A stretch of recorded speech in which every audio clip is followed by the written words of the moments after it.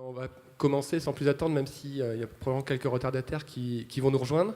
Merci d'être avec nous ce matin pour cet atelier sur les attaques cyber, l'espionnage électronique, les détournements de données, toutes ces nouvelles armes de la guerre économique. On va passer 1h30 ensemble à échanger autour de tout ça avec le panel qui est devant vous. On va prendre du temps à la fin de la session pour une séance de questions, de réponses et un échange avec la salle.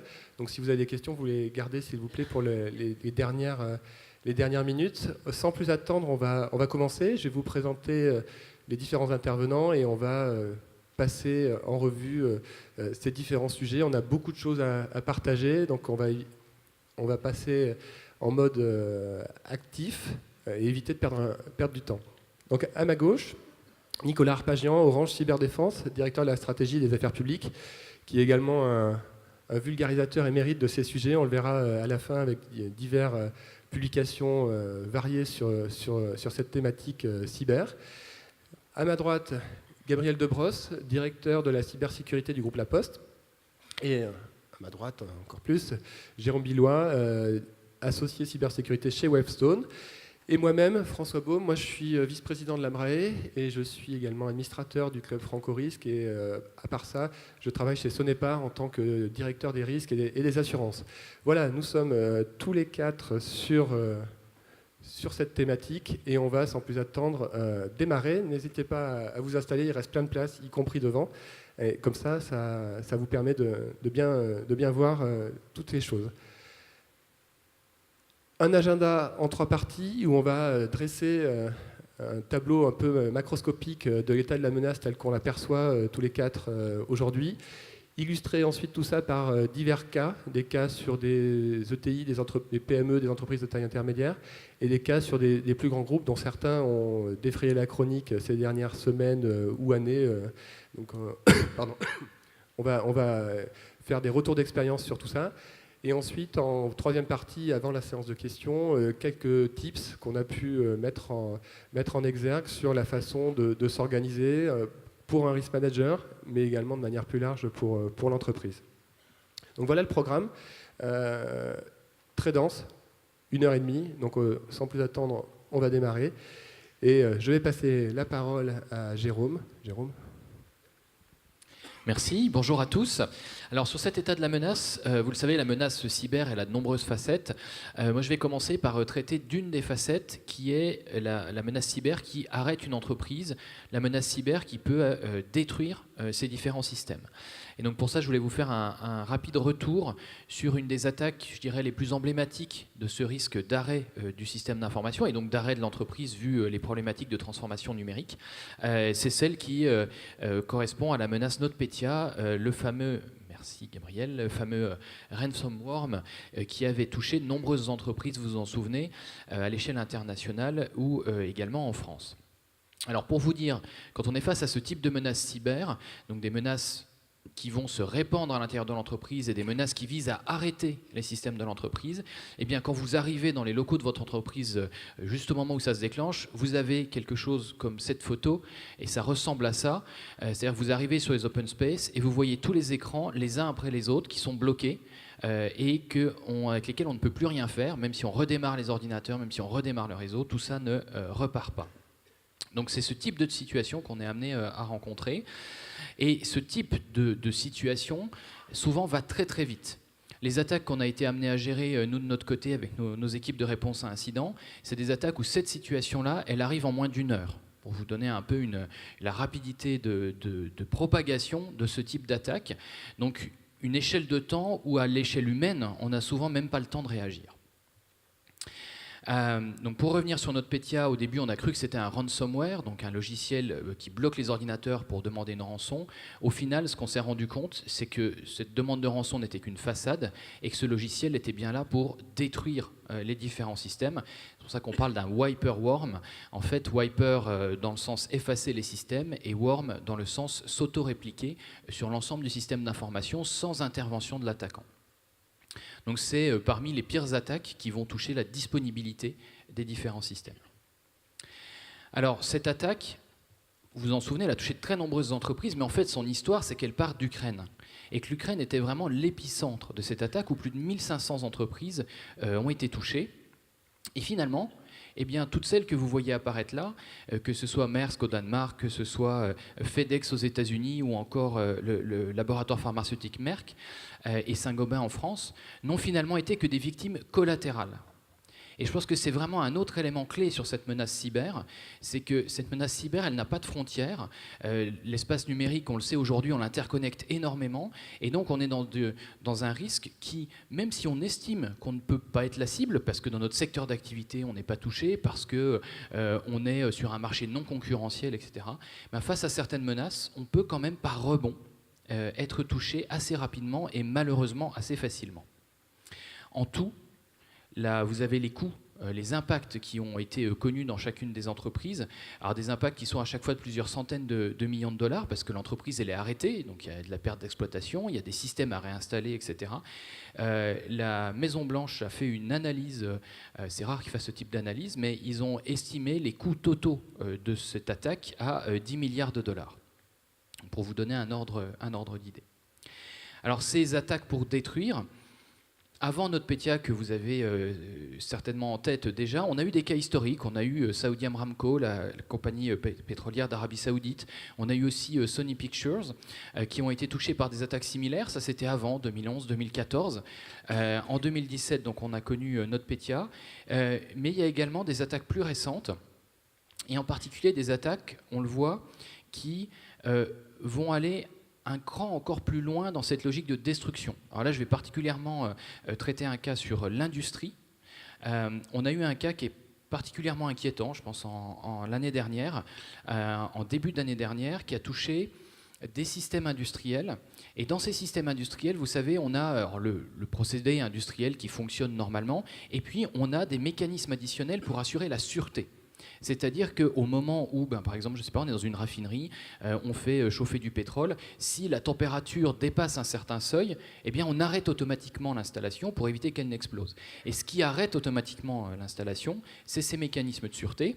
Historiquement, ils étaient analogiques, ils n'étaient pas du tout connectés, mais de plus en plus, vu la complexité des procédés industriels, eh bien, on les connecte avec des systèmes industriels de pilotage de cette sûreté, et c'est ceux-là qui ont été attaqués l'année dernière avec un attaquant qui avait vraiment la volonté de faire que les systèmes de sûreté ne marchent plus, et donc que ça amène à une destruction dans le monde physique de l'installation industrielle.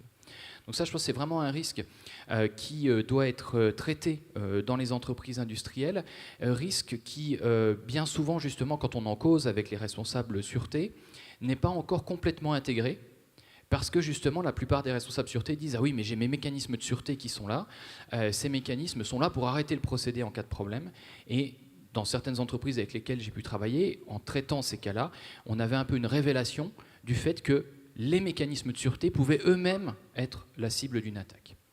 Donc voilà, ça c'est particulièrement important, je pense, à relever dans cette logique d'attaque destructrice.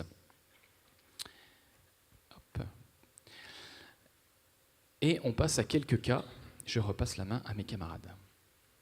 Donc là, les cas que brièvement Jérôme a effleurés, ils touchaient principalement des grands groupes ou des noms un peu, on va dire, connus.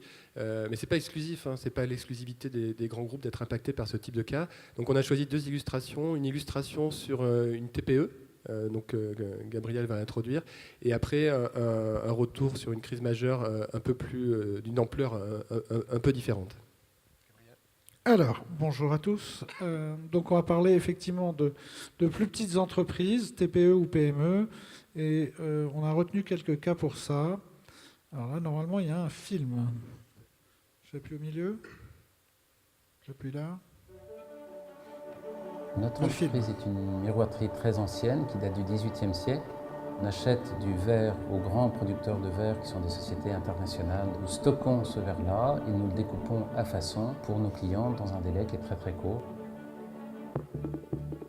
Vers 10h15 à peu près, notre comptable qui est à côté m'indique avoir apparaître sur son écran un message un peu curieux. On voit vos données ont été chiffrées. Donc ça veut dire que les fichiers sont physiquement là, mais que pour y avoir accès, il faut une clé de décodage, une clé de déchiffrement, et cette clé, on ne l'a pas. Donc en fait, on ne peut juste plus travailler. c'est vraiment une attaque directe qui concerne une toute petite entreprise. On est 12 personnes ici et même nous sommes touchés. Aujourd'hui, on traite une commande toutes les 6, 7, 8 minutes à peu près. Il y a 300 produits différents, des tarifications particulières en fonction des clients. Sans informatique, en fait, voilà, c'est juste pas possible. Toutes les données ont été chiffrées en l'espace de quelques minutes. Enfin, on ne sait pas exactement. Je me rends compte que c'est quand même quelque chose de sérieux et qui bloque le fonctionnement de notre entreprise. Et donc, j'appelle tout de suite un informaticien, qui est une société extérieure qui assure la maintenance de notre informatique. Et donc, je lui décris ce que l'on voit, je lui envoie une photo de l'écran, il me dit attention, là c'est très très sérieux, il faut éteindre tous les ordinateurs, tous les postes tout de suite, et surtout récupérer la sauvegarde, débrancher la sauvegarde immédiatement pour voir si on va pouvoir récupérer quelque chose. Donc après avoir regardé tout ce qu'il y avait sur les ordinateurs, donc nous constatons que les fichiers sont tous cryptés, donc on n'y a plus accès, aucun espoir de récupérer quoi que ce soit, aucune intention de payer quoi que ce soit non plus, puisqu'il n'y a aucune garantie du résultat. Et donc c'est là que on décide de restaurer les sauvegardes que nous faisons quotidiennement. Chaque jour, on fait une sauvegarde en fait de l'intégralité des données qui sont stockées sur le serveur qui centralise les informations de l'entreprise. Et chaque soir, en fait, j'échange ce disque extérieur de sauvegarde et je pars avec physiquement. Il faut savoir que l'entreprise a brûlé ici il y a 20 ans quand même, et que le disque de sauvegarde qui était resté dans l'entreprise, lui, a brûlé aussi.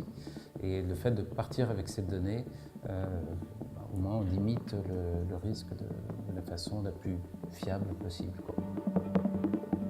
Donc on vérifie l'état de la sauvegarde, donc on constate que la sauvegarde de la veille a bien fonctionné et donc que l'intégralité des données de la veille jusqu'à 21h sont bien enregistrées sur le disque dur. Ensuite, il regarde sur les différents postes comment sont chiffrées les données. Il me confirme qu'on n'a aucun espoir de récupérer quoi que ce soit. Au bout de 7 heures, donc on avait l'intégralité des sauvegardes restaurées sur les ordinateurs. La première chose, c'est que je demande à mes collaborateurs aujourd'hui de ne plus aller sur Internet pour des navigations personnelles ou des choses comme ça, qui est vraiment une séparation de la vie professionnelle et de la vie personnelle. Chaque soir et chaque week-end en particulier, en fait, on déconnecte Internet, c'est-à-dire que physiquement, le câble de connexion entre le serveur et l'extérieur est débranché.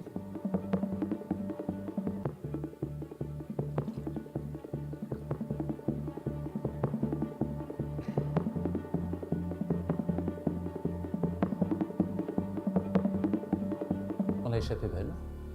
On l'a vraiment échappé belle.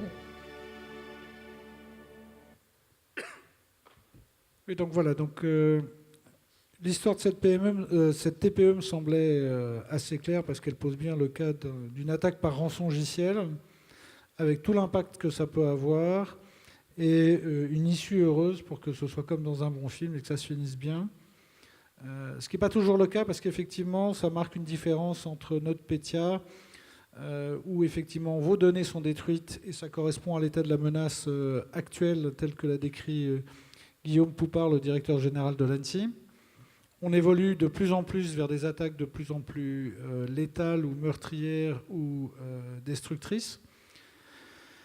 Et pour parler de la sécurité des TPE-PME, effectivement, ce qui est important, c'est de comprendre que c'est un investissement qui est compliqué à faire, qui est rarement pris en compte parce que ça suppose une expertise et qu'il est important de se faire aider. Donc je vais essayer de vous proposer un certain nombre d'éléments là-dessus. J'ai utilisé une présentation de l'ANSSI parce que j'y ai passé quelques années. Et avec un certain nombre de grands groupes et de producteurs de cyber, le groupe La Poste s'est associé à la création du GIP ACIMA, qui s'appelle donc cybermalveillance.gouv.fr, et qui a pour vocation de permettre aux PME, TPE de trouver, et aux particuliers, de trouver des outils, des solutions, des prestataires, des partenaires pour assurer leur sécurité ou être capable de conduire une remédiation sur leur système d'information s'il était atteint. Sur la menace, pour vous en parler, en fait, le risque auquel on est exposé est assez simple. Il suffit de se projeter au niveau d'une PME ou d'une TPE. avec une vision très personnelle. Si jamais il y a quelque chose qui est précieux chez moi, dans mes données personnelles, c'est probablement toutes mes photos. Toutes mes photos, ce sont mes données stratégiques familiales. Mes mails, c'est un peu la même chose, quoique. Mais surtout les photos, si je perds toutes les photos, je vais avoir des problèmes avec ma femme et ma fille. Ça me semble évident, je ne parle même pas de ma mère. Ensuite, donc Acima, et pour les PME, TPE, je vous conseille de vous connecter sur le site cybermalveillance.gouv.fr parce que vous allez trouver des réponses. Ça s'est créé en 2016 et c'est réellement actif en fait finalement depuis novembre 2017. En 2018, 28 000 ou 29 000 personnes se sont déclarées victimes sur le site d'Acima et ont pu être assistées face aux malveillances dont elles avaient été la victime. Donc le deuxième point sur lequel je voulais faire un focus, c'est le type d'attaque dont les entreprises, spécifiquement TPE, PME, sont le plus souvent victimes. Alors il y a des choses qui sont tout à fait bénignes. La défiguration de site web n'altère pas vos données. Des virus du déni de service, c'est embêtant. L'intrusion serveur, s'il y a exfiltration de données, c'est déjà beaucoup plus embêtant. Ce qu'on appelle le hameçonnage est plus connu sous son terme anglo-saxon de phishing. C'est un des modes d'attaque les plus performants, les plus simples à réaliser. Et puis, effectivement, vous avez tout ce qui va polluer le travail de l'entreprise. Le risque est réel, et donc je vous propose, et je vais pas lire ma diapo évidemment, je vous propose un certain nombre d'exemples qui s'appliquent à des domaines d'activité très différents. La conclusion malheureuse de cette diapositive, quand je parle de risque létal, c'est qu'une PME sur deux, voire 60% des PME victimes d'une cyberattaque ne s'en remettent pas et déposent le bilan. Donc là, toute la difficulté, c'est peu de moyens pour assurer sa protection, peu de temps de cerveau disponible parmi les équipes dirigeantes d'une petite structure, et un risque dont l'impact est la fin de l'activité de l'entreprise. Donc je vous livre les stats, les sources et les liens pour aller consulter ces quelques articles qui ne sont pas démonstratifs mais qui illustrent finalement les impacts et les risques encourus. Je vais terminer par une petite histoire qui ressemble un petit peu à celle qui vous a été exposée dans le film. Parler d'une PME dont le CEO est un ami à moi et qui m'appelle au mois de janvier, donc c'est assez frais. Et généralement, je n'ai pas de SMS très urgents qui me disent « rappelle-moi, c'est vraiment très important ». Donc, bon, évidemment, quand on est dans la cyber, on se doute que ce n'est pas un problème de vie de famille, ce qui n'est pas une obsession chez moi.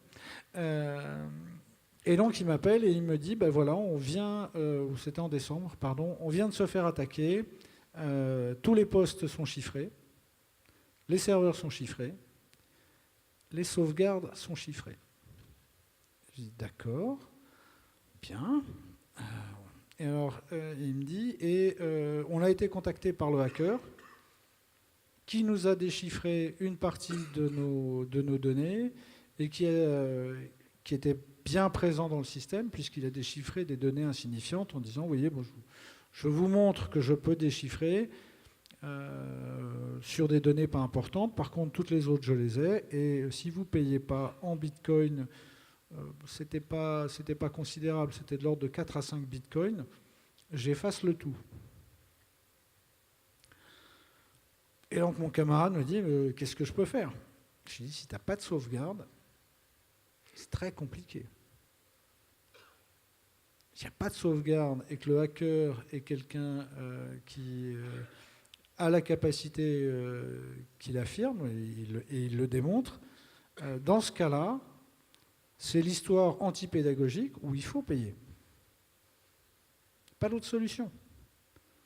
Alors 5 bitcoins, heureusement, c'est des bitcoins fin 2018 et pas fin 2017, puisque on est passé d'une facture qui aurait été de plus de 100 000 euros à fin 2017 et qui s'est élevée aux alentours de 30 000 euros. Mon camarade, il n'a pas réfléchi longtemps, hein. Il perdait 150 000 euros, il perdait tout son chiffre quotidien. Bon. Une fois qu'il a eu payé, le hacker, qui était un garçon poli avec un agréable sens de l'humour, lui a dit, pour 0,3 bitcoin, je vous envoie un guide de bonne pratique de la sécurité des systèmes d'information. Et mon camarade, qui est assez philosophe, c'est sans doute lié à sa consommation de bière, lui dit, bah, écoutez, envoyez-moi plutôt votre CV, je suis prêt à vous prendre comme RSSI. Néanmoins, comment est-ce qu'on se sort de cette histoire? Effectivement, un peu tard, on déconnecte ces systèmes d'information. Une fois qu'on a récupéré ces données, on s'occupe de protéger ces sauvegardes. On dépose plainte. Dans tous les cas, la recommandation, c'est si vous êtes victime, si votre entreprise est victime d'une attaque, le dépôt de plainte est indispensable pour essayer de retrouver la personne ou pour pouvoir aider, identifier les modes d'action utilisés par les attaquants pour aider d'autres victimes. Donc ça, ça ne vous coûtera qu'un petit peu de temps et c'est indispensable. En bas de la diapo, je vous ai mis un lien vers nomoreransom.org, qui est donc un site qui est développé en partenariat avec Europol, qui est un petit peu la référence sur les ransomware, et vous allez pouvoir trouver toutes les informations dont vous avez besoin.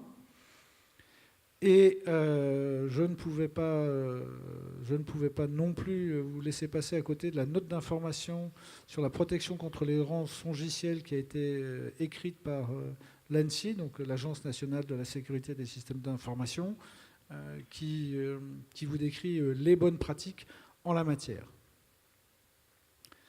Enfin, sur des petites structures, et c'était évoqué dans le cas de la TPE, il est possible qu'une partie de votre informatique soit sous-traitée à un prestataire.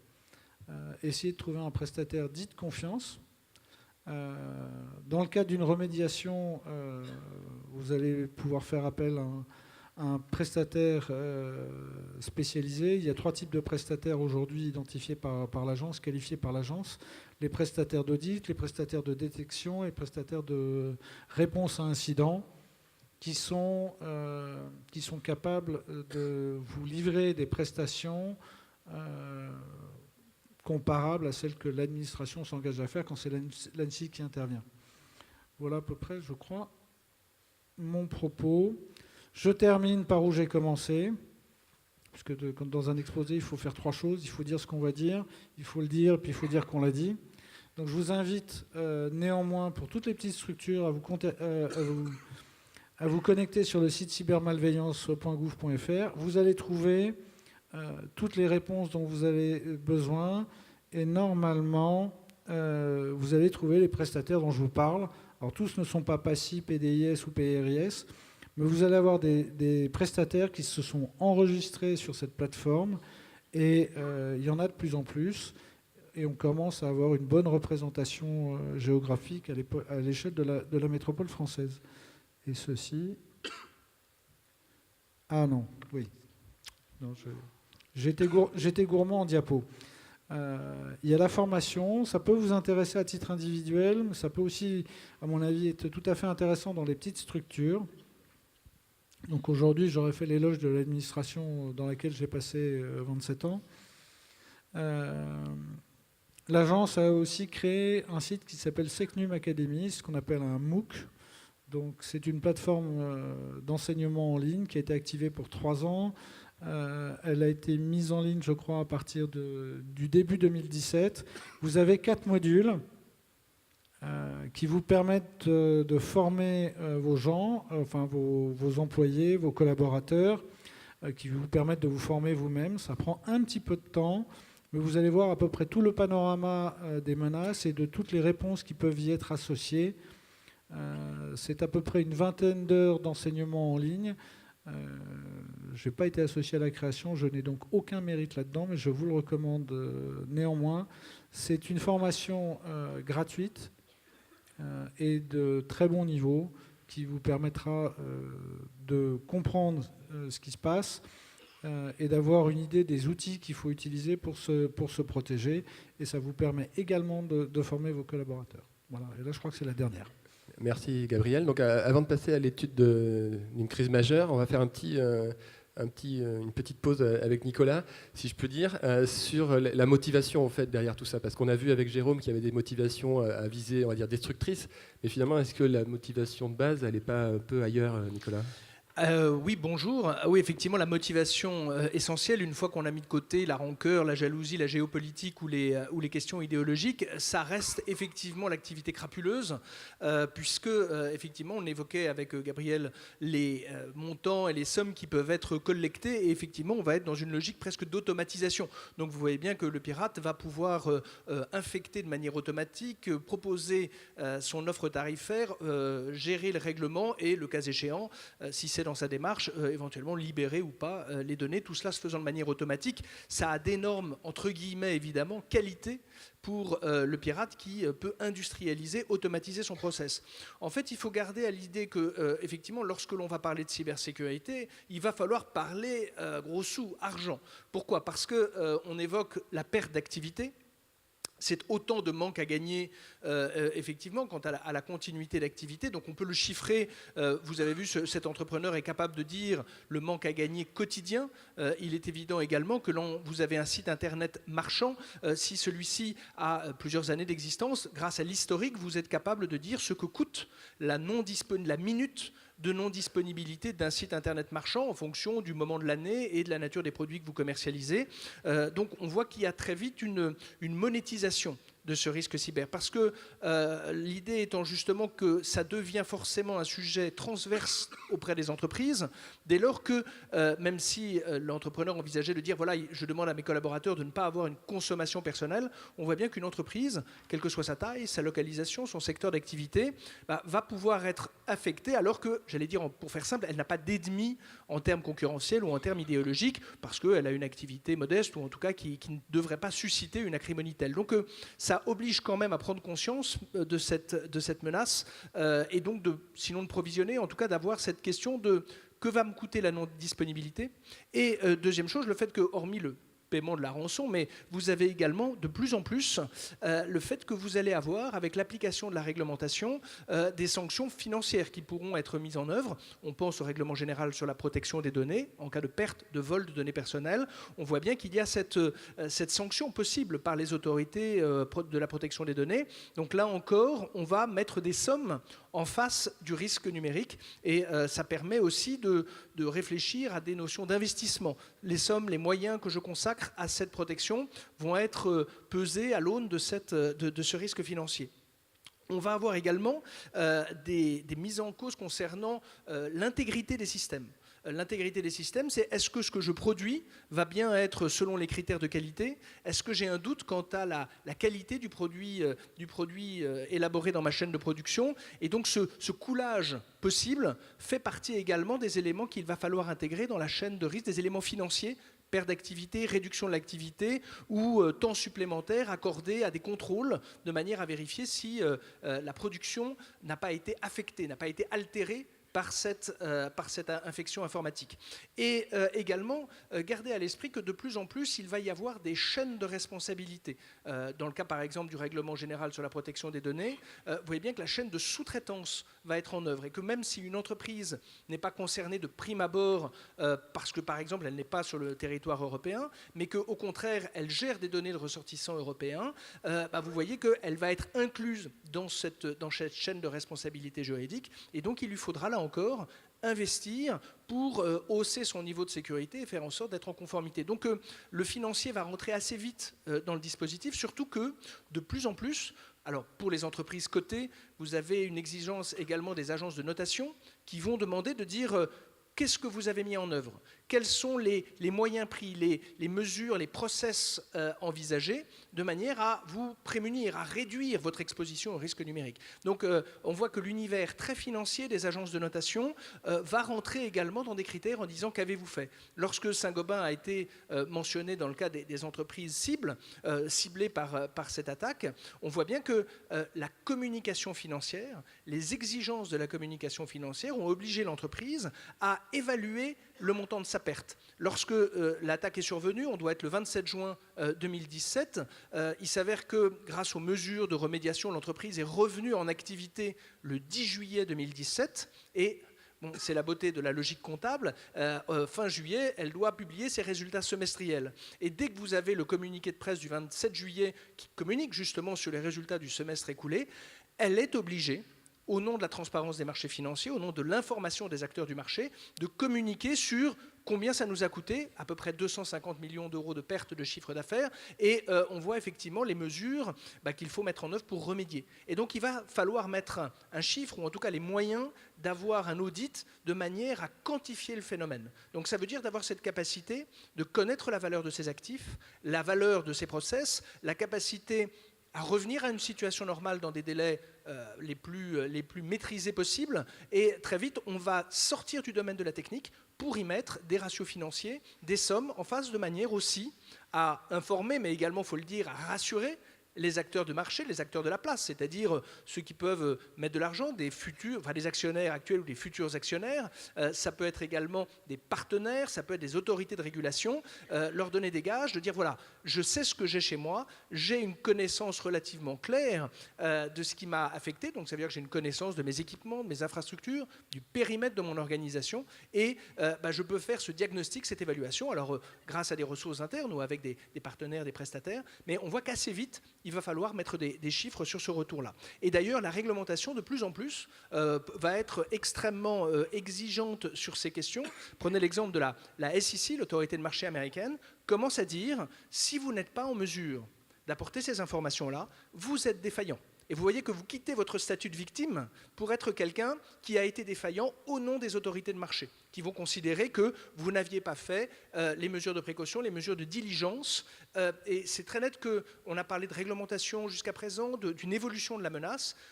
Les victimes particuliers, c'est le cas avec la jurisprudence de la Cour de cassation qui dit « D'accord, monsieur le consommateur, vous avez cliqué sur un message prétendument émanant d'une banque, vous avez subi une perte. Avant, on était dans cette règle qui disait que par simple déclaration sur l'honneur, vous pouviez être remboursé par la banque. Là, la Cour de cassation dit si effectivement le message était vraiment grossier, des fautes d'orthographe, enfin, vous n'avez pas fait, vous consommateur, fait preuve de cet esprit critique, de cette maturité, votre perte ne sera pas assumée par la banque. Et donc on voit qu'on passe très nettement pour les professionnels du risque que vous êtes dans sinon un changement d'époque, en tout cas une mutation, où la victime, alors ça ne la consolera pas de son statut de victime, mais la relation financière va faire qu'on va changer d'environnement et changer de nature de relation, avec la nécessité de passer par la formation, la montée en compétence sur ces sujets, ça va être une vraie nécessité, et de prendre en compte cette dimension, par les entreprises cotées évidemment, c'est les premières en première ligne, mais c'est un schéma qui va certainement se diffuser dans l'ensemble de l'économie au fur et à mesure que justement cette cybermenace va devenir de plus en plus concrète, tangible, avec un coût qui lui soit lié. Merci. Donc on voit bien que la menace est très protéiforme, elle obéit à plusieurs types de motivations et elle génère des conséquences très variées et d'échelles assez significatives, quelle que soit la taille du groupe impliqué. Donc on a choisi de mettre en exergue un autre retour d'expérience, un contrepoint sur une crise majeure, sur un groupe plus significatif, d'une taille autre que les exemples qu'on a pu citer jusqu'à présent. Donc Jérôme va nous décrire ça plus en détail pour illustrer ce propos, parce que finalement c'est assez pédagogique aussi, ces illustrations, ça permet d'avoir quelque chose en tête de très frappant, on va dire, pour pas dire autre chose. Merci François. Donc oui, je vais vous parler de retour d'expérience d'une crise majeure. En cyber, on a 3 grands scénarios de crise qu'il faut savoir anticiper. Les 3 majeurs, le premier, ça va être typiquement une fuite de données qui est rendue publique, alors soit directement par les attaquants, soit parce qu'elles ont été trouvées sur Internet, soit parce que vous êtes obligé de le faire en termes de notification. Mais finalement, votre entreprise va devoir révéler qu'elle a perdu des données et gérer les conséquences sur sa réputation et son image. Le deuxième grand scénario de crise majeure, c'est une perte de confiance dans le système d'information, c'est-à-dire qu'on a un attaquant qui est rentré, qui a réussi à bouger à l'intérieur du système d'information. On ne sait pas encore exactement ce qu'il a fait, on ne sait pas encore exactement quelles en sont les conséquences, donc on est dans un flou le plus complet, et on est face à des attaques très insidieuses. Et le troisième, dont je vais vous traiter en détail, c'est effectivement ces attaques qui détruisent les éléments du système d'information et qui arrêtent l'entreprise. Donc la posture sur ces différentes crises n'est pas la même. Je pense qu'il faut évidemment les prévoir dans les scénarios de crise. On voit aujourd'hui que dans les équipes de continuité d'activité, souvent ces scénarios-là ne sont pas encore toujours dans les scénarios testés ou dans les scénarios qui ont été prévus. C'est particulièrement important de les ajouter maintenant. Et là, je vais vous faire part donc d'un retour d'expérience qu'on a vécu nous. Nos équipes de réponse à incidents qui ont accompagné, donc c'est basé sur l'expérience de 3 entreprises. Donc ne cherchez pas à savoir qui est derrière, mais on s'est basé voilà, sur le mix de ce qu'on a vécu chez 3 entreprises. Alors, on est, si vous voulez, nous, quand on intervient, on est à peu près dans les 3 à 4 heures après le début de la crise. Et là, d'un seul coup, nous, on reçoit un coup de fil en disant il n'y a plus rien qui marche, tout est bloqué, est-ce que vous pouvez venir nous aider ? Et là, on arrive dans une situation, on arrive dans une espèce de chaudron où tout bouillonne, où tout le monde est complètement saturé par des alertes qui vont dans tous les sens. Les responsables des risques, les responsables sécurité, le DSI, le téléphone sonne dans tous les sens. Bon, de toute façon, il n'y a plus d'email, il n'y a plus rien d'autre, donc il n'y a que le téléphone qui peut sonner. Les messages qui remontent sont particulièrement durs, toutes les applications business ne fonctionnent plus, tous les systèmes d'email sont par terre, on ne voit plus rien, on ne sait pas ce qui se passe. Et en plus, ça, c'est bien souvent à l'échelle internationale. Dans les clients qu'on a eu à gérer, il y en a un, c'était vraiment à l'échelle internationale, d'autres, grâce au jeu des fuseaux horaires et des décalages de fuseaux horaires, arrivaient à avoir des impacts limités suivant le moment du déclenchement de la crise, soit en Asie, soit aux États-Unis. Mais en tout cas, vous vous retrouvez face à une situation où énormément de pays et d'entités sont touchés. Et puis, évidemment, dans ces situations-là, très rapidement, vous avez le top management qui, d'un seul coup, se mobilise et qui sait se faire entendre et qui, évidemment, décroche son téléphone, va avoir un statut immédiatement sur tout ce qui se passe et veut savoir en combien de temps tout ça va repartir. Le problème, c'est que vous, en tant que responsable de gestionnaire de la crise, ou le RSSI avec qui vous travaillez, vous avez des informations déjà qui sont parcellaires. C'est-à-dire que dans les premières heures, qu'est-ce qui se passe ? On sait qu'il y a à peu près entre 50 ou 95% du système d'information qui est détruit. Vous voyez le champ de l'inconnu qu'il y a encore. On sait aussi que... et là, c'est terrible, on n'a plus rien pour repartir. Parce que quand on a été touché par une attaque comme celle que j'évoquais tout à l'heure, eh bien, on n'a plus les documents pour savoir comment le réseau était structuré. On n'a plus les outils pour accéder aux équipements. On n'a tout simplement plus de moyens de travailler. Et puis, ce qui souvent enfonce un peu le clou, c'est qu'en plus, on a un problème avec les systèmes de sauvegarde. Donc, s'il y a juste une mesure que vous devez vérifier dans votre entreprise aujourd'hui, c'est pas si les sauvegardes sont faites, parce que maintenant, souvent, les sauvegardes sont faites, mais c'est si le système de sauvegarde est détruit, en combien de jours je suis capable de réaccéder à mes sauvegardes. Parce que moi, j'en suis à mon 3e client, où ça nous a pris une fois 5 jours, une fois 7 jours et une fois 9 jours pour partir des cassettes de sauvegarde et pouvoir sortir quelque chose de ces cassettes de sauvegarde. Alors qu'on imagine ça va être immédiat, on prend la cassette, on la met et ça se lit. Non, parce que c'est des systèmes de sauvegarde qui sont très complexes, qui sont basés sur beaucoup d'éléments techniques, qui sont interconnectés avec le reste du système d'information. Et aujourd'hui, je connais quasiment personne qui regarde ça. Donc si vous devez faire juste une chose, vous pouvez envoyer un mail à votre DSI et vous lui posez cette question-là et vous faites un test en combien de jours je vais faire partir mon système de sauvegarde. Ça peut vous paraître très technique, très pointu, mais je peux vous dire que c'est le problème majeur que nous, on a rencontré sur le terrain ces derniers mois. Donc, passé ce point-là, vous voyez bien que la situation, elle est terrible parce qu'on n'a pas d'outils pour travailler et on n'a plus aucune visibilité. Donc, dans les premières heures, qu'est-ce qui se passe ? Eh bien, déjà, il faut arriver à communiquer. Et si vous n'avez pas anticipé, qu'est-ce qui reste comme moyen de communication ? Ça, le smartphone, avec les moyens de communication personnels des gens. Donc sur les dernières crises qu'on a gérées, malheureusement, on était aussi obligé d'utiliser du Gmail, du WhatsApp, qui marche toujours, où tout le monde a au moins un compte, et on arrive tant bien que mal à réorganiser des espèces de chaînes de discussion, des groupes de discussion sur WhatsApp. Alors, il faut le savoir, il y a quand même une limitation à 250 personnes sur WhatsApp quand vous faites des groupes, ce qui peut poser problème à certains moments. Mais on est obligé, même si c'est contre toutes les règles de confidentialité, de respect, etc., d'utiliser des moyens personnels, si on n'a pas anticipé d'avoir des moyens professionnels de secours. Ensuite, le problème, c'est que vous êtes face à une menace et vous ne comprenez pas ce qui vous est arrivé. En plus, tout est bloqué. Donc le point qui est clé dans les premières heures, c'est d'arriver à investiguer ce qui s'est passé, mais c'est de l'investigation qui est extrêmement pointue, qui est extrêmement technique. Donc là, il faut s'appuyer sur des partenaires de confiance. On peut aussi s'appuyer sur les autorités. L'ANSSI a des équipes de réponse en urgence qui sont aussi capables d'intervenir. Parce qu'avant de commencer à reconstruire, vous devez comprendre comment vous vous êtes fait casser. Parce que sinon, dès que vous allez reconstruire, ça va recommencer. Dans une cellule de crise, il y a quelques semaines, ça a été exactement ça. On a perdu 2 jours parce que les équipes étaient en train de réinstaller, ils réinstallaient, puis c'était rechiffré et c'était rebloqué.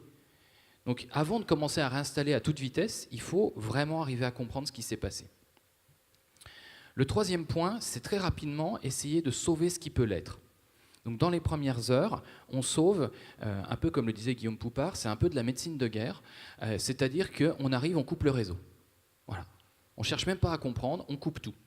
Alors, c'est une mesure radicale qui souvent doit être prise très très vite. Souvent, le responsable qui prend cette mesure-là a un peu peur de le faire, mais c'est quand même assez salutaire par rapport à certains types de menaces. Et puis ce qu'on fait aussi rapidement, une fois qu'on a compris la menace, c'est développer des moyens d'immunisation des systèmes qui restent encore actifs, avec des scripts techniques qui vont juste bloquer cette attaque-là, ce virus-là. Mais là, il faut déjà avoir eu quelques heures pour pouvoir comprendre ce qui s'est passé. Donc ça, en gros, si vous voulez, c'est à peu près les premières 48 heures. Usuellement, entre le moment où ça pète, il y a une demi-journée de désorganisation complète, et après, il y a à peu près 48 heures pendant lesquelles on arrive à peu près à savoir où on en est et quelle est la typologie de la menace pour pouvoir arrêter sa propagation. Et là, au bout de 48 heures, on arrive à un point clé, c'est la fatigue des personnes dans les cellules de crise et le niveau d'énervement des gens. Parce qu'en fait, l'être humain a quand même des limites physiques qui sont bien normales, et donc à un moment, vous ne pouvez plus gérer.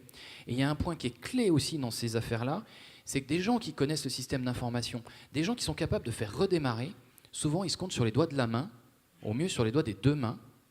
Et ces personnes-là, finalement, elles sont clés, elles sont critiques, et elles se prennent une pression absolue sur les épaules, avec à certains moments d'énervement. Moi, j'ai vu des DG qui appelaient directement l'administrateur réseau ou l'administrateur de l'Active Directory pour lui dire « mais quand est-ce que ça repart, qu'est-ce que tu fais ?» etc.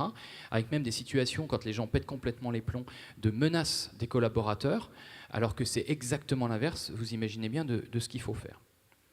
Donc pour éviter de tomber là-dedans, il faut mettre en place une gouvernance de crise qui soit solide, voire qui soit même militaire à certains moments, avec, je vois que mon voisin acquiesce, avec une structure qui peut paraître simple, mais qui est vraiment clé. Il faut avoir une cellule de crise exécutive pour prendre des décisions rapides. Cette cellule de crise, usuellement, on la fait se réunir une fois le matin, en fin de matinée, vers 11h, une fois en fin d'après-midi, vers 19h, 20h, parfois un peu plus tard, pour faire le bilan de la journée, les points de blocage et justement, comment est-ce qu'on les débloque. Et puis, vous structurez aussi de manière assez classique 3 structures de crise, une métier, où là, il y a 2 objectifs. C'est 1, qu'est-ce qu'on fait redémarrer en premier par rapport aux enjeux de chiffre d'affaires, de métier, d'engagement client.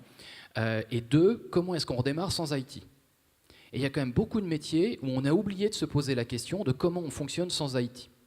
Quand on pose cette question-là aux responsables métiers, ils disent « mais non, c'est impossible, arrêtez, débrouillez-vous pour que la DSI soit toujours là ». Ben non, il faut leur dire qu'à un moment, la DSI, elle ne pourra pas toujours être là. Et donc même si on ne fait que 10 ou 15% de l'activité avec du papier, c'est quand même 10 ou 15% du chiffre d'affaires qu'on préserve au lieu de 0.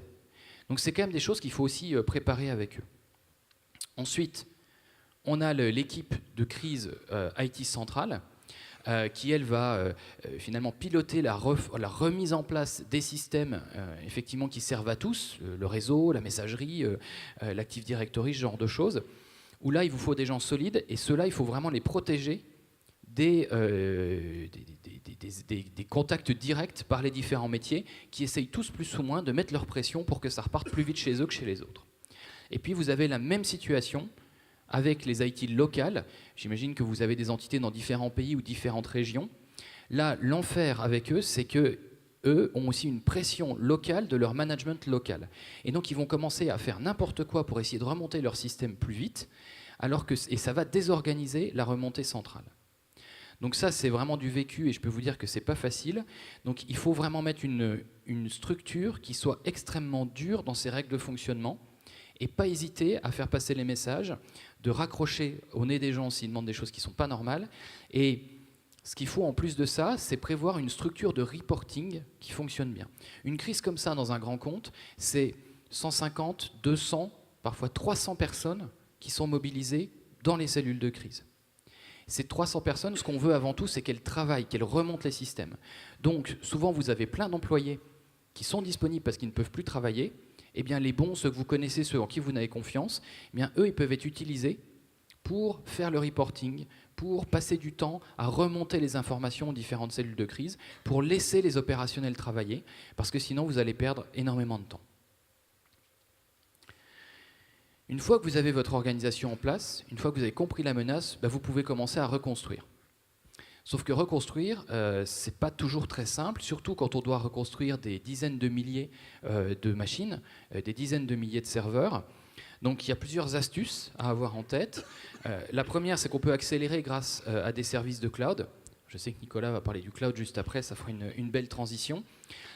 Typiquement, nous on a vu un client qui, 2 jours après le début de la crise, a appelé un fournisseur d'email dans le cloud et lui a dit « Bonjour, j'ai besoin de 30 000 boîtes tout de suite ». Il les a eues le lendemain. Voilà, chose qui est impossible à faire si vous avez une IT locale qui doit trouver des serveurs pour remonter 30 000 boîtes mail pour le lendemain. Donc ça, à ces moments-là, on n'hésite pas à le faire. De la même manière, il y a des astuces pour pouvoir faire un effet de levier sur la reconstruction, c'est s'appuyer sur les utilisateurs. Alors ça marche, même dans des groupes, on l'a vu, qui n'étaient pas forcément des spécialistes IT, qui ont fait un mode de réinstallation simplifié des PC avec une clé USB. On est d'accord, ce n'est pas un bon message que de mettre des clés USB dans des PC alors qu'on vient d'avoir un virus. Bon, à un moment ou à un autre, il faut quand même reconstruire les PC. Donc des clés USB spécifiques ont été distribuées à l'ensemble des employés et qui pouvaient, de manière simplifiée, réinstaller eux-mêmes leurs PC. Parce qu'il faut avoir un ordre d'idée, quelqu'un du service informatique, s'il réinstalle des machines, c'est entre 6 et 8 par jour. Quand vous en avez 60 000 qui sont au carreau, vous voyez le temps que ça peut prendre. Donc là, il faut aussi réfléchir différemment. Et puis, l'important, c'est de s'appuyer sur ses fournisseurs. Et on découvre rapidement ceux qui sont mobilisés auprès de vous ou ceux qui ne le sont pas. Pareil sur une crise réelle, nous on a eu à gérer un fournisseur dont la plupart des équipes étaient offshorées, qui a eu la gentillesse de répondre que la gestion de crise n'était pas prévue dans le contrat qui avait été signé et donc qui ne pourrait pas se mobiliser par rapport au contrat. Bon, je ne vous explique pas que le patron de la boîte, qui était un groupe très important, a appelé directement le patron de l'autre boîte et ça s'est réglé assez rapidement, mais en tout cas ils ont sérieusement traîné des pieds, alors que d'autres fournisseurs ont tout de suite compris la problématique qu'il y avait et ils se sont mis à bouger. Donc un autre conseil, n'hésitez pas à regarder dans vos contrats de prestations informatiques s'il y a des cas de mobilisation en urgence en cas de crise, c'est à nouveau vraiment clé.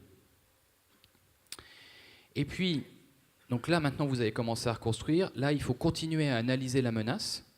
Là, vous avez compris rapidement comment elle se répandait pour pouvoir la bloquer, mais c'est vraiment clé d'arriver à remonter jusqu'à l'origine de la menace, qu'on appelle le patient zéro, c'est-à-dire la première machine qui a été touchée dans l'entreprise, pour vraiment comprendre le chemin technique, mais aussi comprendre potentiellement la motivation de l'attaquant et les failles qu'il a pu utiliser. C'est important aussi, si vous voulez faire des poursuites après, d'avoir ces différents éléments. Voilà pour ce retour d'expérience. Impressionnant. Donc on s'organise pour faire tout ça, comme tu le disais. Il faut aussi qu'on s'organise par rapport au temps. On est un peu à la bourre. Ouais. Il y a des gens qui sont passionnés, du coup, ils parlent beaucoup. Mais c'est intéressant, c'est pas une critique. Et du coup, si tu peux aussi appuyer sur... Voilà, merci. Donc en termes d'organisation, on voulait illustrer trois piliers.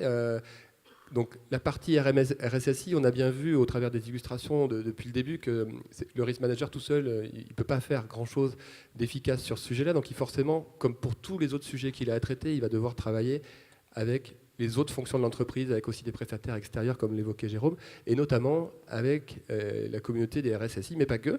Du coup, comment on fait pour trouver à qui parler, de quoi on parle? Donc c'est de ça qu'on va parler avec Gabriel là, pendant quelques instants.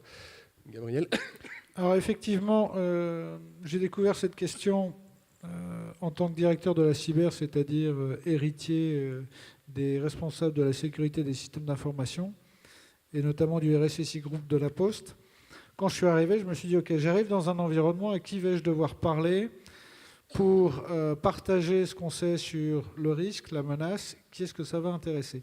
Et assez rapidement, effectivement, la direction des risques, la direction des assurances, l'audit groupe se sont imposés comme des interlocuteurs assez naturels. Et on a échangé. D'ailleurs, je dois à Gilles Mindreau d'être ici, qui était le directeur des risques opérationnels du groupe, qui m'a dit ce serait pas mal que tu viennes à l'Ambrae. Donc, très bonne initiative. Me voici ici. Et on a des interactions qui sont importantes. C'est-à-dire que quand vous faites une cartographie des risques, évidemment, le risque cyber est considéré généralement en termes d'impact comme un des risques les plus importants. Il arrive en deuxième ou en troisième position en général. Et en termes de probabilité, sa cote remonte notablement. Donc effectivement, il y a cet élément-là. Qu'est-ce qu'on fait avec le directeur des assurances? La cyberassurance, c'est assez compliqué à gérer sans les spécialistes de la cybersécurité. Je suis bien d'accord. Merci. Et j'aurais été embêté sinon. Et effectivement, on a une action commune, c'est-à-dire que avec le directeur des assurances du groupe, je vais tous les ans faire une présentation devant nos assureurs et leurs réassureurs. Parce que c'est un peu notre roadshow où on vient expliquer quelle est la situation, quel est le niveau de sécurité atteint par le groupe sur l'ensemble de son périmètre. Alors effectivement, j'ai parlé de PME, TPE, mais sinon La Poste, c'est 253 000 personnes. C'est une banque, c'est un système industriel pour distribuer le courrier, c'est un métier d'expressiste avec Chronopost présent dans 30 pays, c'est une branche numérique qui fait de nouveaux services numériques et quelques bricoles. Donc comment est-ce qu'on est capable de dire qu'on a une connaissance de la santé du système d'information qui relie tous ces métiers très différents? Voilà ce qu'on apporte. Et donc pour tout ça, en fait, cette organisation, c'est pour fédérer tous ces acteurs divers au sein de l'entreprise. Il y a quelques bonnes pratiques en termes d'organisation, notamment la création d'une gouvernance adaptée. Donc là, on vous a mis un lien vers un document publié par Ferma l'année dernière, qui dresse quelques pistes, quelques bonnes pratiques. Donc je vous invite à le télécharger, c'est assez instructif et ça propose des modes d'organisation assez pérennes et assez efficaces sur ces différents sujets. De manière générale, une fois qu'on a trouvé à qui parler et qu'on a organisé les modalités du dialogue, de quoi on va parler? Donc, comme l'évoquait Gabriel, le risque cyber, il est présent dans les cartographies des risques, souvent très haut, et il a tendance à monter. Là, on a mis une illustration avec le dernier baromètre publié par Allianz sur ces sujets-là, et on voit que le risque cyber est dans le top 3 et ne fait que monter. Et du coup, on va parler ensemble, donc tous les acteurs qu'on a évoqués, on va parler d'un certain nombre de choses, des constats, donc de l'exposition, des modalités de génération de ce risque-là, d'indicateurs, on en parlait avec Gabriel. Alors, effectivement, quand on parle de la cyber, c'est difficile de faire de la cybersimplicité. Parce qu'on part d'un univers qui est un univers essentiellement identifié comme informatique, on pense que c'est compliqué. Et à un moment ou à un autre, je pense que l'évolution que les groupes vont suivre, c'est d'avoir des gens qui soient vis-à-vis des dirigeants du COMEX du groupe, qui soient des vulgarisateurs capables de leur dire, voilà, je viens vous faire une assistance à décision, je vous explique le problème en vous disant, vos options sont les suivantes, et vous pouvez faire votre choix en prenant 3 critères en compte, avantages, inconvénients, risques, et comment est-ce qu'on peut les mitiger. Et de la même manière, quand on va avoir une discussion avec tous les acteurs qui peuvent être concernés par le système d'information où circulent leurs données, leurs biens essentiels, il faut être capable de leur dire voilà quel est le risque, et si possible l'exprimer d'une manière graphique parce que c'est ce qui parle le plus. Donc voilà, donc la problématique, elle est très vaste. On a vu tout à l'heure aussi avec Jérôme que le cloud pouvait être un facteur J'avais pertinent. encore un truc à dire. Tu avais encore un truc à dire? Pardon, excuse-moi. Un tout petit, je suis désolé, je vais essayer de ne pas être trop long. Je reviens juste sur effectivement ce qu'on voyait, gestion de crise, Retex, etc. Je vous livre 3-4 points très très vite. Sur les sauvegardes, effectivement, Jérôme a tout dit, mais même quand on en a, il faut d'abord les tester. C'est un truc idiot, c'est prévoir avec les DSI qu'il y ait un test des sauvegardes, même quand le système marche, quand tout fonctionne de manière nominale, et chez vous aussi d'ailleurs, si vous faites des sauvegardes sur disque dur ou des choses comme ça, je vous conseille de les tester une fois de temps en temps. Sur la crise, effectivement, ne pas multiplier les réunions, séparer le management et le technique. Ça me semble indispensable. Je l'ai vu sur des incidents qui n'étaient pas des attaques, mais quand vous avez un incident, tout le monde s'affole. Et la problématique de l'informaticien, je vais faire juste un tout petit focus sur la psyché de l'informaticien. L'informaticien est un expert. C'est sa fierté, c'est son honneur, c'est toutes ces sortes de choses. Et c'est un métier statistiquement essentiellement masculin. Il n'y a rien de plus désagréable quand on est un expert que d'être pris en défaut.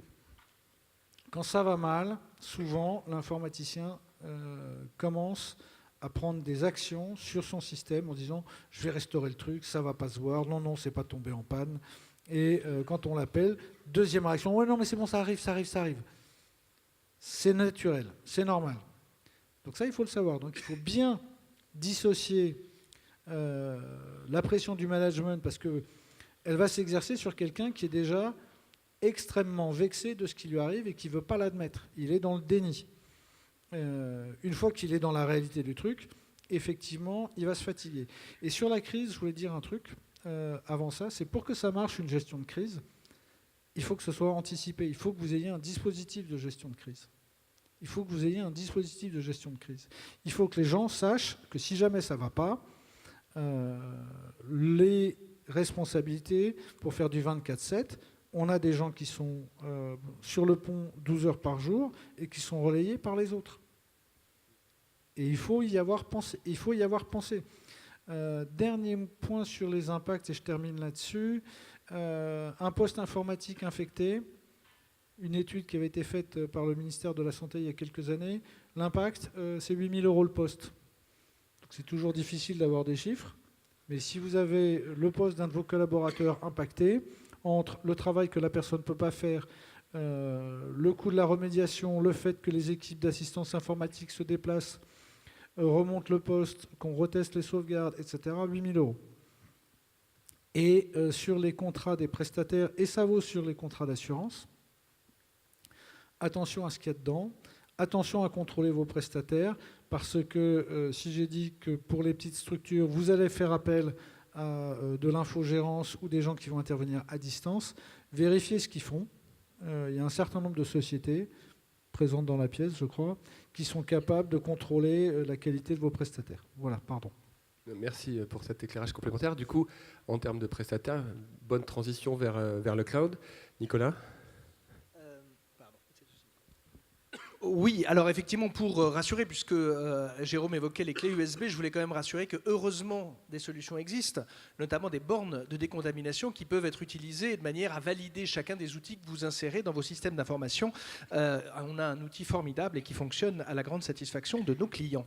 En ce qui concerne le cloud, effectivement, un mot quand même sur cette organisation, parce que c'est vrai que derrière ce terme, il y a une réalité technique qui est très disparate et donc il faut peut-être clarifier le sujet de manière à pouvoir ensuite, et c'est souvent votre fonction, y associer un risque. Ce que va permettre le cloud, qu'est-ce que c'est ? C'est effectivement de créer des services, des prestations qui avant n'existaient pas, surtout dans leur dimensionnement. La capacité à passer très rapidement à des équipements d'une très grande dimension qui vont pouvoir justement traiter de très grands volumes de données avec une logique de résilience, c'est-à-dire une répartition dans différents serveurs, répartis dans des endroits différents, et donc effectivement qui peut être un élément en termes d'agilité et d'attractivité sur le prix. Pourquoi ? Parce qu'il y a cette mutualisation des équipements et des systèmes qui va faire que, effectivement, ça va permettre souvent d'abaisser les prix. Et donc, ça va être vu comme étant l'occasion, en plus de bénéficier d'un outil technologique performant. Pourquoi ? Parce qu'il est mis à jour, il est nourri des différentes innovations qui peuvent survenir. Et donc, c'est l'équivalent d'une maintenance et surtout d'une montée en gamme qui est permanente. Et ça permet des services en termes de volume de données, d'interopérabilité, qui, effectivement, vous voyez un certain nombre d'acteurs là, qui sont cités là, qui, pour être clair, n'auraient pas pu exister. La nature même de leur activité, le service, leur vélocité n'aurait pas pu être envisageable dans une logique figée d'infrastructure. En fait, dans les objectifs justement de cette transformation, on va s'apercevoir que les entreprises vont avoir une gamme de motivation qui va être, lorsqu'elles vont s'intéresser à cela, c'est de se dire, bon, j'ai des équipements, historique en quelque sorte, comment est-ce que je fais pour passer à l'étape d'après, c'est-à-dire à des nouveaux produits, à des nouveaux services, intervenir à destination de nouveaux publics sur de nouveaux territoires, et donc de se dire que c'est un outil de transformation. Donc là, on n'est pas dans la partie, j'allais dire, sinon inquiétante, en tout cas un peu inquiétante du risque. On est avec des métiers qui disent, voilà, moi ça me permet de passer à l'étape supérieure, ça permet de concrétiser cette fameuse transformation numérique qui est la clé ou la condition justement d'un certain nombre d'outils de compétitivité et de maintien dans une course d'acteurs existants par rapport à des nouveaux entrants. Et donc cette transformation va être importante. Pourquoi ? Parce que les motivations des uns et des autres pour intervenir sur ce domaine du cloud va être différentes en fonction de ces étapes. Vous avez ce que j'ai qualifié d'approche opportuniste. En fait, on vous donne ponctuellement pour un service une opération ponctuelle. Pour la Saint-Valentin, en toute urgence, vous voulez faire une opération marketing. Très bien, j'ai pas les bases de données. Oui, comment on fait ? Eh ben tiens, on va passer chez un prestataire qui va nous permettre d'envoyer des messages personnalisés à notre population de prospects. C'est vraiment l'approche opportuniste. On va avoir des gens qui vont effectivement se dire, j'ai mon activité historique que je maîtrise, qui tourne, qui fonctionne, avec ces logiciels métiers. Je vais, à un moment, ouvrir de nouveaux métiers, de nouvelles fonctionnalités. Voilà, je ne vais pas charger ou continuer à renforcer mes infrastructures existantes et je vais utiliser cette vélocité, cette scalabilité, le passage à l'échelle possible avec des dimensions importantes. Et effectivement, il y a cette... alors, c'est pas de dire il y a les anciens et les modernes, c'est-à-dire en clair, les nouveaux produits, les nouveaux services, je les fais sur l'infrastructure du cloud et je garde l'ancien pour l'équipement existant, mais on voit bien que quitte à développer de nouveaux produits, là aussi, pour bénéficier de la même agilité qu'ont un certain nombre de success stories de l'économie numérique. Troisième possibilité et troisième circonstance, c'est le fait de dire, voilà, j'ai mon équipement, mes infrastructures, je vais muter en quelque sorte vers le monde du cloud, là où j'avais mes propres serveurs, je vais commencer à voir ce qui est transférable, partageable, je vais essayer de passer justement une espèce de transition pour souvent, et c'est souvent une histoire de disponibilité, de personnel qui ne sont pas toujours, on ne trouve pas sur le marché, ou qui ne sont pas encore suffisamment formés, et dont la mise à jour est considérée comme coûteuse ou complexe. Et effectivement, il y a cette transition qui se constate. En clair, il faut trouver un nouveau partenaire, faire cette bascule, tout en assurant, pendant les travaux, le spectacle doit continuer, donc on doit faire cette mutation. C'est aussi une des circonstances de mutation, et là encore, comment on commence à basculer, par quoi, avec quelle précaution dans le passage.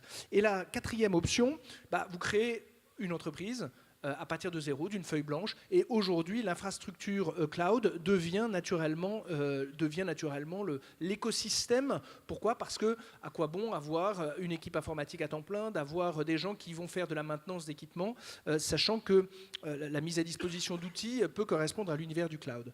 En fait, on va s'apercevoir également que, dans une très grande majorité de cas, il n'y a pas un cloud, mais il y a des clouds. C'est-à-dire qu'une entreprise va pas confier ce service de manière homogène, de manière, on pourrait dire, opérationnelle à un prestataire. Genre, j'ai mon équipement informatique, je bascule vers le cloud, vers un prestataire. Non, on est manifestement dans des logiques de multi-cloud, c'est-à-dire qu'un service financier, un service marketing va, pour tout ou partie de ses prestations, passer par un... Donc vous voyez également qu'on a une palette, une diversité d'acteurs qui sont connus, qui sont en général soit de jeunes pousses qui ont commencé à grandir dans cet univers, soit effectivement des acteurs presque industriels du numérique qui sont évidemment présents dans ces métiers.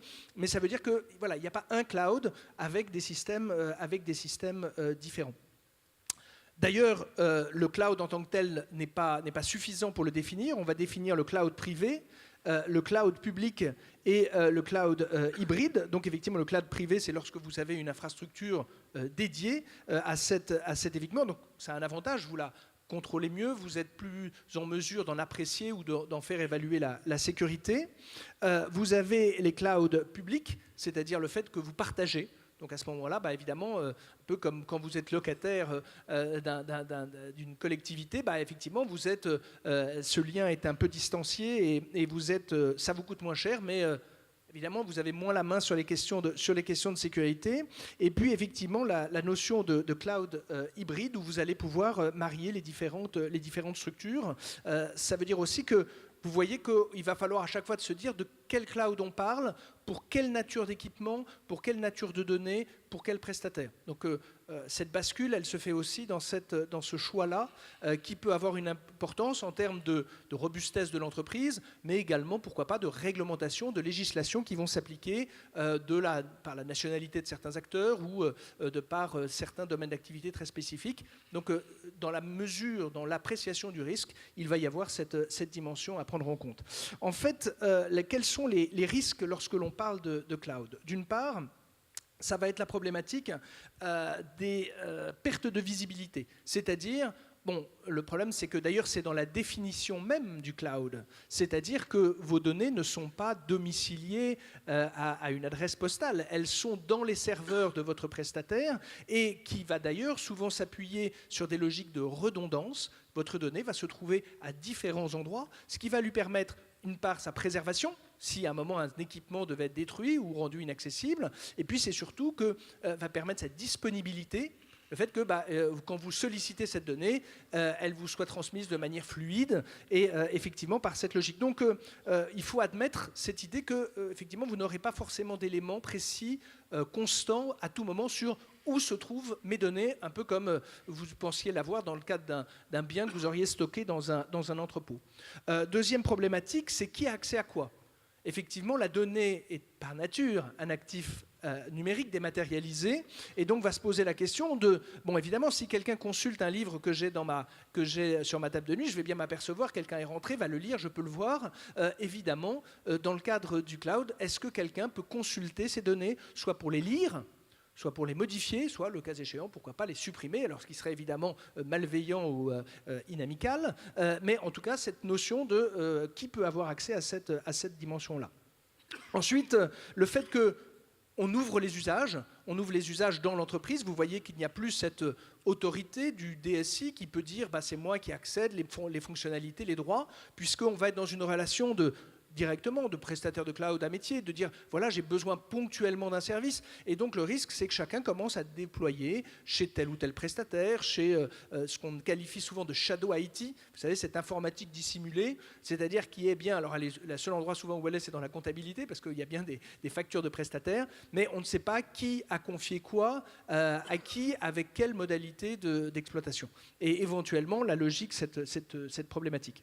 Donc on voit bien qu'on va élargir la communauté des participants, on va démultiplier la localisation des données avec effectivement autant de fragilité possible quant aux accès et surtout à la continuité de ces données, puisque si peu de gens ignorent que, en fait, tout ce stock de données-là, il est chez un tel ou il est chez une telle. Ensuite, on va avoir des vulnérabilités entre les usages, entre éventuellement des doublons, qui a accès à quoi, qui au contraire conserve pour lui tel ou tel type d'information, ça va être une question. Et la question va se poser également au cours de la vie du contrat, de se dire très bien, je vais basculer d'un prestataire de cloud à un autre. Est-ce que j'ai la garantie que mes données ne demeurent pas chez lui? Est-ce qu'il transfère bien l'intégralité des données? On voit bien que dans la vie de cette donnée, il va falloir se poser la question de se dire, voilà, est-ce que j'ai vraiment récupéré l'intégralité? Est-ce qu'il en existe une copie? Et enfin, j'allais dire, la question de la disponibilité, c'est toujours cette question, évidemment, le modèle déconcentré du cloud a été bâti pour justement assurer autant que possible une disponibilité de l'information.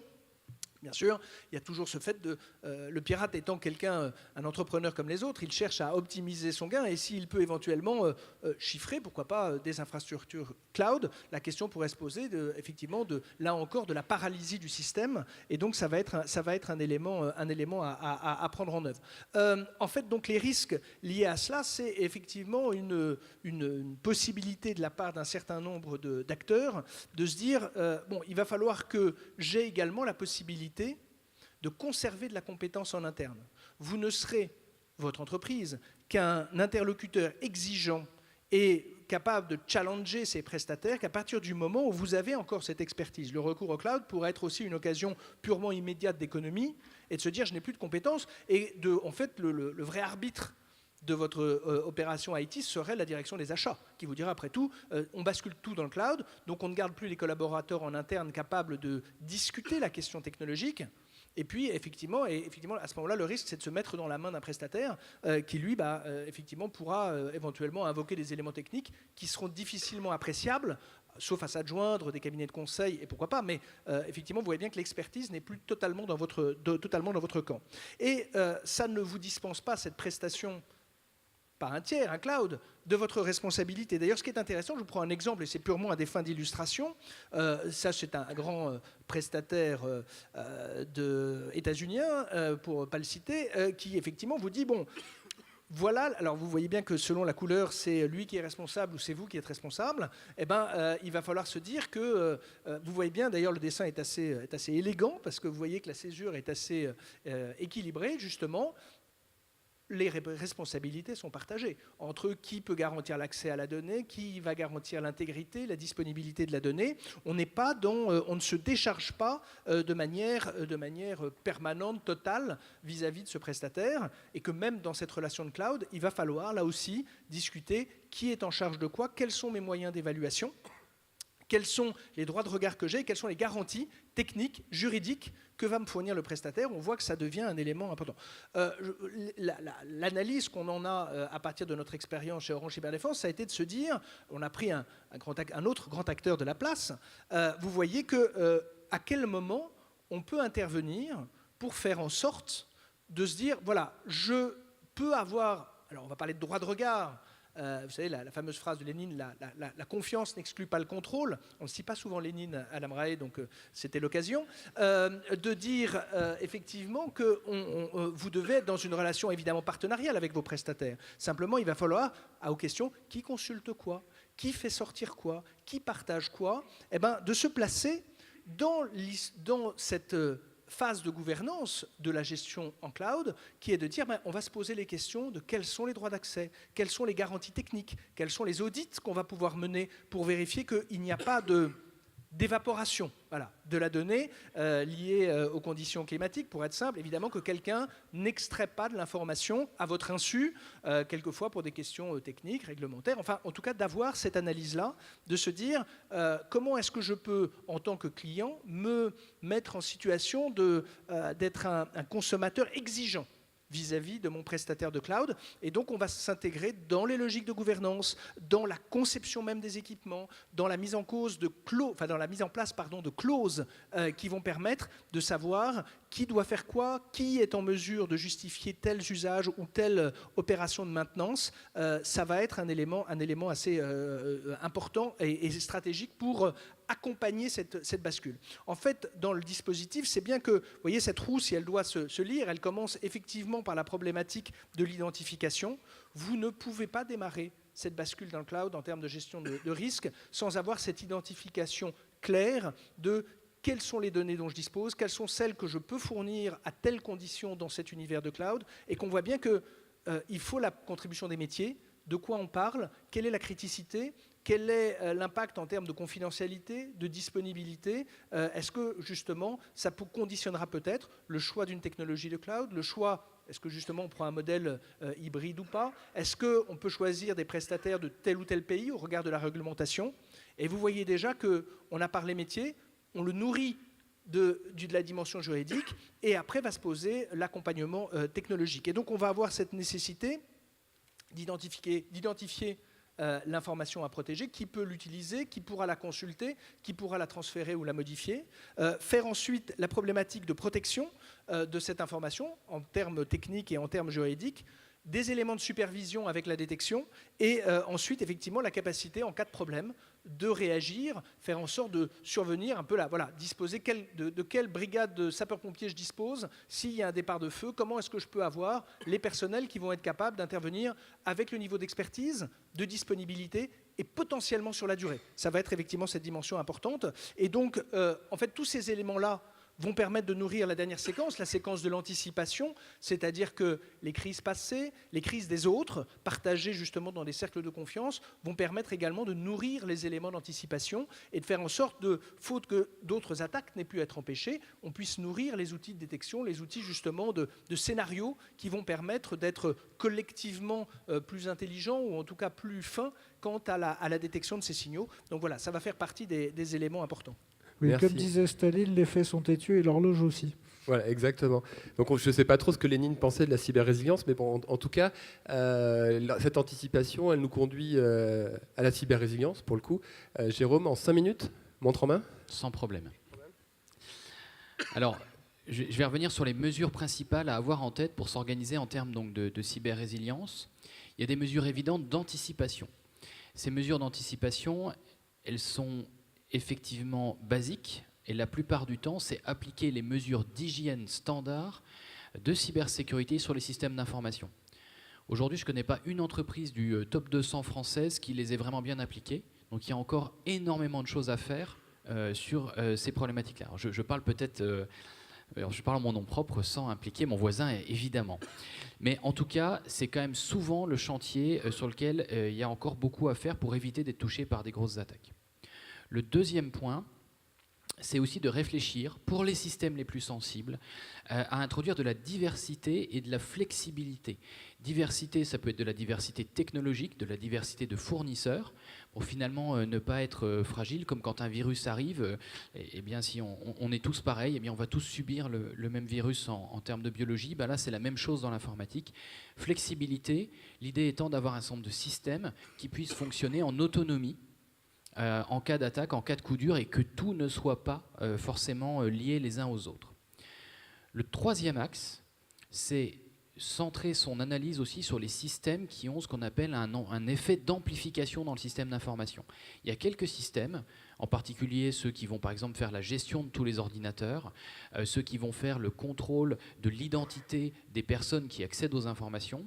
Si vous les touchez, tout s'effondre. C'est un peu la clé de voûte de la cathédrale. Et donc ceux-là, il faut particulièrement les durcir et les isoler. Et puis, il y a besoin de renouveler finalement les processus d'alerte et les plans de continuité pour intégrer cette menace cyber, et en particulier sur le mécanisme d'alerting, bien prévoir qu'on ne puisse plus utiliser les moyens standards de l'entreprise.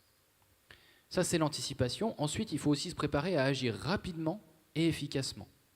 Là, en termes de mesures, il vous faut la gouvernance de crise que j'évoquais tout à l'heure et évidemment des exercices de crise qui traitent des différents scénarios qu'on voyait tout à l'heure, qui ne sont pas encore toujours traités. Il vous faut également un système de gestion de crise qui soit complètement en dehors du système d'information, qui en soit complètement indépendant et qui soit prêt à être activé. Aujourd'hui, je le disais, on utilise WhatsApp et Gmail. C'est quand même mieux d'utiliser une solution qu'on a préparée pour l'entreprise, où on a par exemple mis l'annuaire déjà des gens les plus importants et des moyens de stocker quelques fichiers et de pouvoir échanger, en prenant en compte que tout le SI de l'entreprise peut être détruit. Et puis, il y a aussi une réflexion à avoir pour se doter des moyens dans son système d'information de contenir la propagation. C'est-à-dire d'avoir à quelques moments des ponts-levis qui, toute la journée, sont ouverts et ne remettent pas en cause la fluidité des échanges, mais qui sont capables d'être levés rapidement pour pouvoir sauver ce qui peut encore l'être en cas d'attaque. Il y a de l'anticipation à avoir sur les actions de reconstruction. Donc il faut effectivement être capable d'industrialiser cette reconstruction. Je vous disais tout à l'heure, 6 à 8 PC par jour pour quelqu'un de la DSI, ce n'est pas possible quand on est face à une attaque majeure. Donc il faut avoir anticipé des moyens techniques, humains et de matériel pour pouvoir industrialiser ça. Et évidemment, y intégrer le fait que ce qu'on va reconstruire soit bien sain, c'est absolument clé. Et pour que tout ça fonctionne, évidemment, il va falloir travailler ensemble. travailler ensemble entre les équipes de continuité et de cybersécurité, qui sont encore parfois, mais c'est quand même de moins en moins le cas, dans des silos. Travailler évidemment avec les métiers qui doivent anticiper ces différents scénarios et être mis dans la gestion de crise. Et puis travailler avec ses fournisseurs pour finalement être aussi capable, comme je disais tout à l'heure, de les mettre dans le dispositif. Et je pense qu'ici, le risk manager a un rôle évident pour faire travailler ces différentes populations et ces différentes communautés ensemble. Donc ça, c'est à l'échelle de l'entreprise qu'on a vu. On a mené cette année, l'année dernière, un travail de réflexion assez poussé avec l'Institut Montaigne pour voir finalement comment est-ce qu'on est capable aussi de résister à l'échelle de l'État.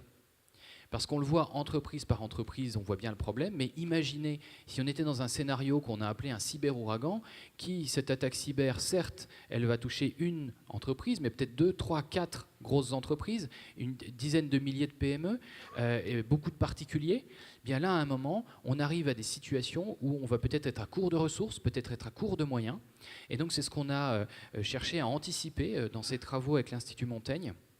On a sorti des recommandations que vous avez ici pour être capable déjà de mobiliser à tous les échelons, pour être capable de faire preuve de solidarité, et ça c'est un point clé, et de partage potentiel des compétences en cas de cyberattaque, parce qu'on sait tous que les compétences cyber, elles sont très rares, et donc on peut imaginer des mécanismes de solidarité, comme vous le savez, quand il y a une tempête qui coupe l'électricité, eh bien c'est par exemple les électriciens espagnols ou portugais qui viennent nous aider dans l'ouest de la France, eh bien on pourrait imaginer la même chose entre entreprises dans le volet cyber, et puis également des mesures d'anticipation pour mieux savoir réagir.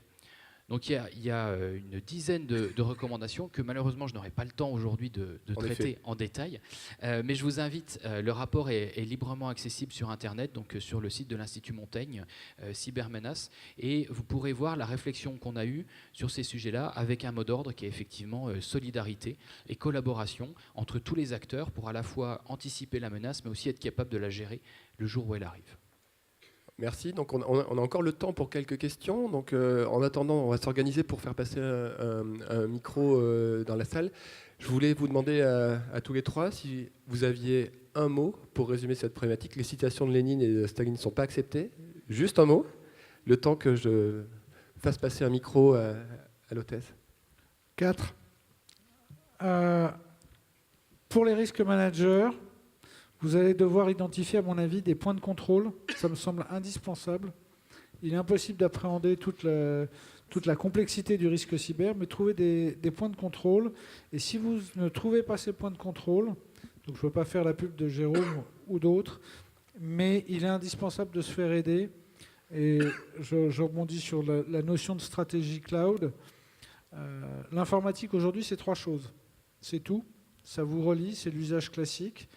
C'est tous les métiers dans l'entreprise utilisent l'informatique pour faire leur métier, donc ce qu'elle crée, c'est de l'informatique. Et une partie de ce qu'on vend à ses clients, c'est de l'informatique aussi.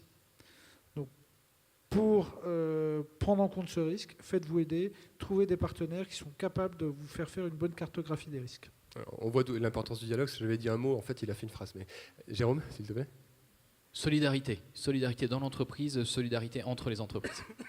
Ne laissez pas la technologie aux techniciens, même s'il ne s'agit pas de faire de vous des docteurs en informatique, plus vous comprendrez les mécanismes technologiques dans leur esprit, dans leur fonctionnement, plus vous pourrez, moins vous serez dépendant de la connaissance des autres. Et donc ça permet justement d'être exigeant. C'est un début d'autonomie, d'être capable de comprendre les grands enjeux, de comprendre les modalités. Ça vous permettra ensuite d'être plus exigeant à l'encontre de vos interlocuteurs qui, eux, sont des techniciens purs. Merci. Donc, si vous avez des questions, ouais, je vois pas bien. Voilà, là-bas, mademoiselle, merci. Bonjour à tous. Alors, pour moi, le partage en fait des données de l'entreprise, que ce soit en interne ou en externe, est devenu obligatoire. Selon vous, j'ai 2 questions. La première, c'est selon vous, quel rôle joue la fuite de données dans la préparation des attaques informatiques? Et la deuxième question, c'est comment faire pour monitorer en fait ces fuites d'informations qui parfois sont très confidentielles. Alors, effectivement, la première chose, c'est pour pouvoir parler de fuite d'informations, ça suppose que vous ayez un outil de supervision. C'est-à-dire, en clair, il faut que vous sachiez ce qui se passe, qui rentre, qui sort de chez vous. Et donc, la première condition pour pouvoir même percevoir le principe même d'une fuite de données, c'est d'avoir cette supervision. Donc ça, c'est la première condition. La deuxième, c'est vrai que le pirate, j'ai dit en plaisantant tout à l'heure, c'est un entrepreneur comme les autres, c'est-à-dire que c'est quelqu'un qui cherche à optimiser son opération.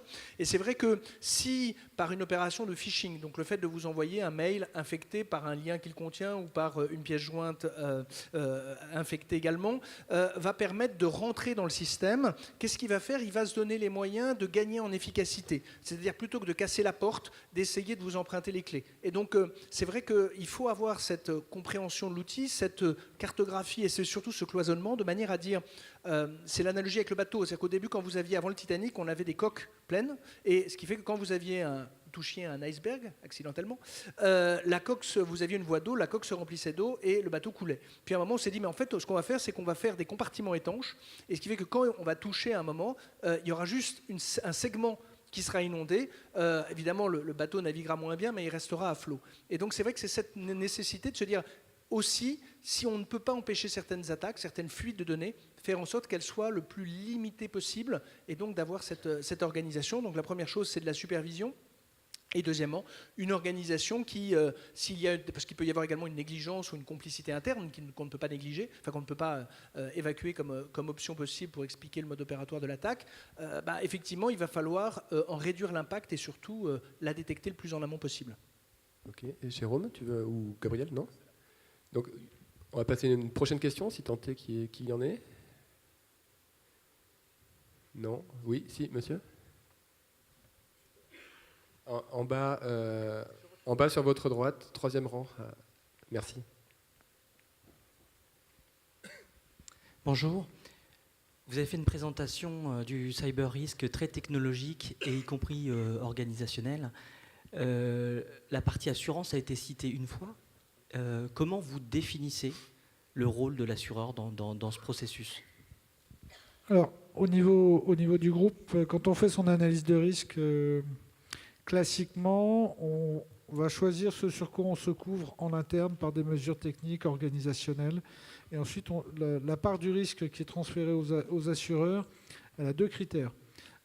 C'est généralement un impact fort et une probabilité estimée comme faible. Le RGPD fait que sur les données, on a maintenant un risque potentiellement financier beaucoup plus élevé. Mais le transfert du risque qu'on fait, c'est probabilité faible, impact fort.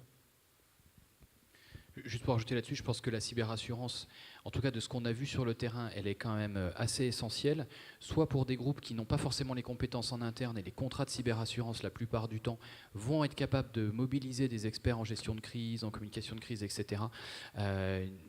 Sans faire de pub, nous-mêmes, on est dans ces dispositifs-là et on voit que ça marche quand il y a de la mobilisation. Et après, il y a effectivement la couverture financière. Alors, vous êtes au courant sans doute des débats qu'il y a en cours entre Zurich et Mondelez suite justement à l'attaque NotPetya. Donc affaire juridique qui est en train d'être traitée. Je pense que ça va être intéressant à suivre pour voir si justement cette notion d'acte de guerre, parce que cyberattaque, des fois reliée à des actions d'État, entraîne le fait que le contrat est caduc ou pas. À savoir quand même que sur cette affaire-là, de ce que j'en comprends, le contrat qu'il y avait entre Zurich et Mondelez n'était pas un contrat spécifique cyber, mais un contrat plus générique. En tout cas, je pense que, peut-être que tu pourras compléter François, mais je pense que cette affaire-là, elle est vraiment à suivre pour voir si les contrats cyber vont bien aller jusqu'au bout de leur efficacité, c'est-à-dire les couvertures financières. En tout cas, je peux vous dire que sur la partie amont, la mobilisation d'expertise, ça fonctionne et ça a déjà pu aider beaucoup d'entreprises. J'évoquais en tout cas le régime de responsabilité en disant en tout cas qu'on n'était pas dans une dispense en prenant la victime pour une simple victime. C'est ce que j'évoquais en disant que justement je pense qu'il y a ce changement d'époque qui fait qu'il y aura une mise en cause de la responsabilité.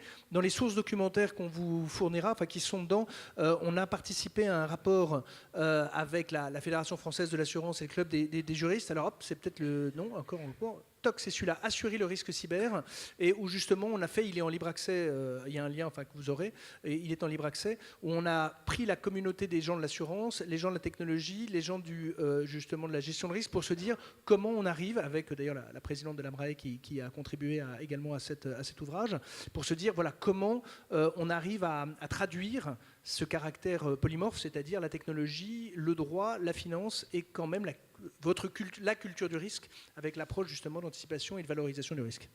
Voilà, et pour finir sur votre question, effectivement, la thématique assurantielle, elle c'était pas l'objet de cette session. Sinon, il aurait fallu faire une session qui durait la journée. Mais du coup, l'assurance, elle intervient effectivement pendant la phase aussi analytique de qualification de la menace et de la compréhension de l'exposition, et elle va intervenir effectivement après dans la partie gestion de crise telle qu'on a pu l'évoquer. Donc elle a une place de plus en plus forte, on le voit bien d'ailleurs, la pénétration de ce type de police sur le marché a des taux de croissance assez significatifs, mais comme disait Jérôme, il y a probablement pas mal d'évolutions à venir dans les années qui viennent, parce qu'il y a probablement des modes de fonctionnement, des expériences, des expertises qui vont se faire jour au fil de tous les événements auxquels on va tous collectivement, clients, assureurs, courtiers également et réassureurs, avoir à faire face. Un dernier mot, en fait, la place de l'assurance dans le dispositif, c'est clairement un des piliers de la stratégie qu'on va mettre pour la sécurité de l'entreprise, en particulier pour la cyber. Parce qu'en fonction du taux de transfert du risque, la valorisation du risque, les moyens que le groupe va se donner pour assurer sa sécurité vont en découler immédiatement.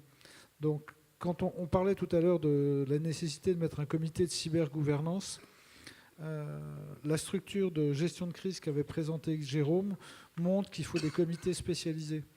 Et je vais prendre un exemple tout simple. J'ai fait une comitologie, le groupe La Poste s'est doté d'une comitologie cyber spécialisée par métier, veille réglementaire, anticipation, audit, risque, assurance.